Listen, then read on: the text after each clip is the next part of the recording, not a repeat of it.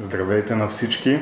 Поводът за днешната пресконференция е да обобщим резултатите от инициативата на ГЕРБ Казанлък и по-конкретно на кандидатите ни за народни представители от град Казанлък, община Казанлък, Илияна Жекова, Пламен Едрев и Пламен Георгиев, а именно инициативата ни "Проверете здравето си и изберете сигурността". Поводът за здравната кампания ни беше пряката грижа за хората и населените места и осигуряването на възможността напълно безплатно всеки един гражданин на общината да може да провери своето артериално налягане, кръвна захар, да бъде направено ЕКГ. За тях се погрижиха медицинските специалисти от ГЕРБ Казанлък, като една част в момента са при нас Иван Гитев и доктор Мехмедов. Здравната ни кампания продължи точно 22 дни, в които своеобразната ни линейка, както ние казваме, спираше във всяко село и в града на територията на община Казанлък, а профилактичните прегледи се превръщаха в една много приятна здравна беседа. И така, 22 дни по-късно, какви са резултатите? За 22 дни се прегледаха малко над 2000 души. Оказа се, че малко над 200 души страдат от висока кръвна захар или имат предразположеност към завишени нива. При измерването на кръвното налягане се оказа, че половината от прегледалите се имат или повишено кръвно налягане, или склонност към такова, или с ниско артериално налягане. Обръщам внимание, че нашите специалисти обърнаха индивидуално внимание на всеки един от пациентите. Искам да дам думата на доктор Мехмедов, който е пряк заместник в тази част и участваше. Доктор Мехмедов. Благодаря. Този път кампанията протече наистина по много, интересен начин. Насочвам наистина спрямо хората, които наистина се нуждаят от такива профилактични прегледи. Това е един минимум, който ние си позволихме да направим в случая. Защото основно заболяванията на сърдечно-съдовата система и на ендокринната са бич за нашата страна. Много често протичат безсимптомно и обикновено се откриват в някакъв по-късен стадий, когато вече са настъпили някакви усложнения, които стават вече много трудно лечение. Значи, по време на тази кампания, относно кръвната захар, която наблюдавахме, много от хората не знаеха, че имат висока кръвна захар.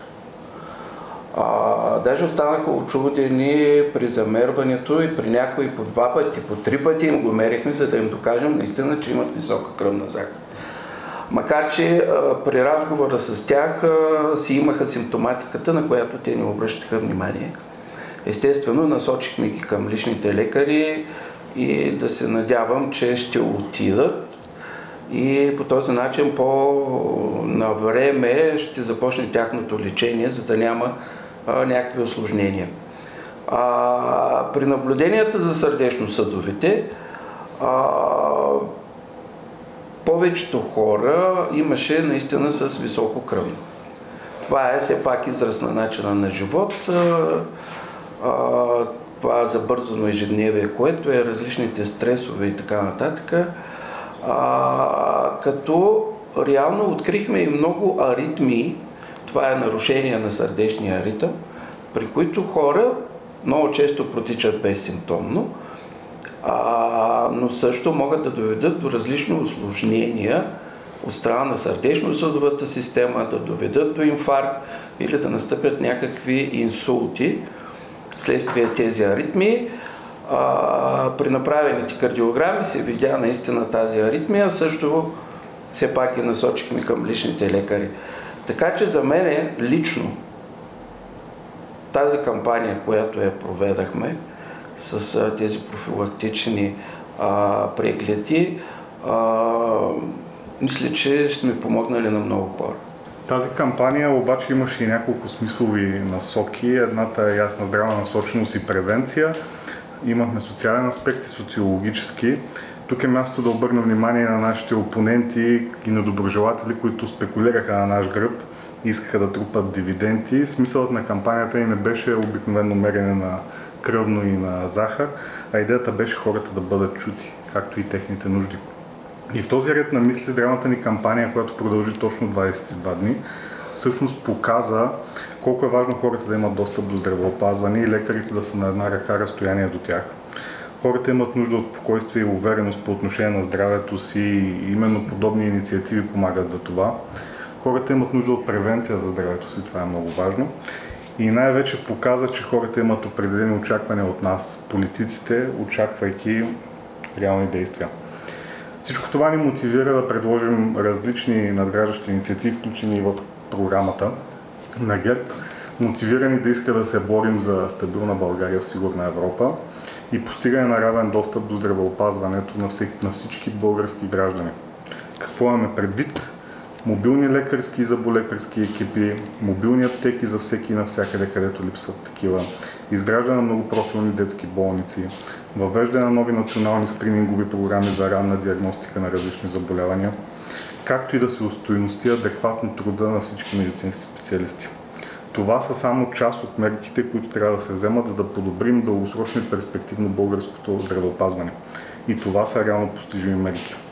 Ето защо, гласувайки за ГЕРБ и по-конкретно за кандидатите ни за народни представители от община Казанлък, Илияна Жекова, Пламен Недев и Пламен Георгиев, всеки избирател гарантира стабилност и сигурност на България в Европа. Сега искам да дам думата на Илияна Жекова като водещ кандидат от нашата община. Илияна. Благодаря, Младен. Благодаря, колеги. Днес предизборната кампания приключва.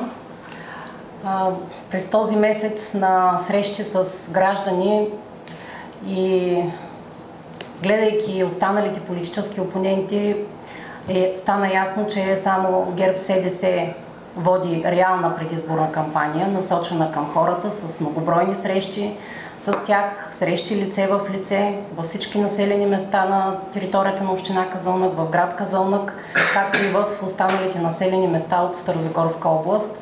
Аз искам да благодаря на всички граждани за тяхното искрено отношение и за тяхното доверие. Те ни дадоха много предложения, мнения, те са нашия коректив и в крайна сметка ние искаме да чуем техният глас.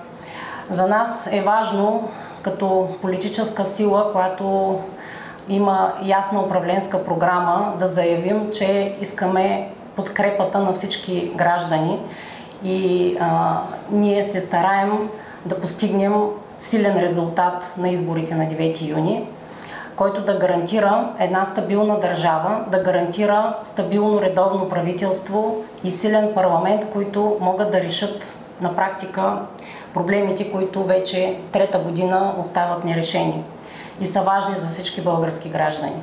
Затова искам да призова всички граждани на 9 юни да излезат, да гласуват, да заявят своето право на глас и да подкрепят ГЕРБ-СДС с номер 22, както за Народно събрание, така и за Европейски парламент. Благодаря.